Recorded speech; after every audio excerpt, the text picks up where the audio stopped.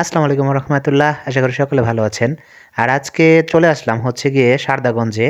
সারদাগঞ্জ এটা হচ্ছে শ্রীপুর থেকে ভিতরের দিকে, অবশ্যই ঢাকা যে ইপিজেড আছে, সাভার ইপিজেড, সেই রাস্তা হয়ে আসতে হবে। তো এটা মূলত আমার অফিসের যেহেতু কাছে, তো এই জন্য আজকে ঘুরতে ঘুরতে চলে আসলাম এইখানে। মূলত এখানে রেস্টুরেন্ট আইটেম আছে বেশ কিছু, জুস বার সহ খুবই সুন্দর করে ডেকোরেশন করা দেখেন।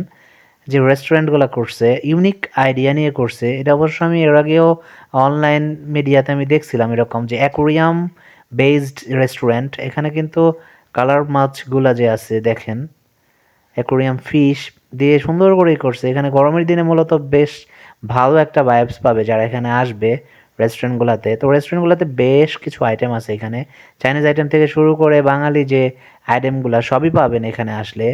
তো এটা শারজাগঞ্জ। আর লোকেশনটা যদি একদম এক্স্যাক্টলি লাগে তাহলে আমাকে অবশ্যই ইনবক্স করতে পারেন। আর এটা হচ্ছে গিয়ে আরেকটা রেস্টুরেন্ট। এখানে দেখেন আমাদের সবাই অফিস কলিগ যারা আছেন সবাই মিলে বসে কিন্তু দেখতেছিল ফুড মেনুগুলো কী কী আছে। তো এটা বাঙালিয়ানা ভোজে আসছে এটা। আর এটা কিন্তু সবই রিসেন্টলি এখানে হয়েছে, 3 থেকে 4 মাসের মধ্যে এখানে এরা ডেকোরেট করছে। প্লাস ভিলেজ শারদাগঞ্জ ফুড ভিলেজ যেটা এটা করছে, এখানে বাঙালি অনেক অনেক আইটেম আছে এখানে। আপনারা আসলে ট্রাই করতে পারেন এখানে। আর যদি কোনো ইফতার পার্টি করতে চান তাহলেও এখানে যোগাযোগ করতে পারেন। এখানে আসলে সেই ইফতার পার্টির ফ্যাসিলিটিও পেয়ে যাবেন।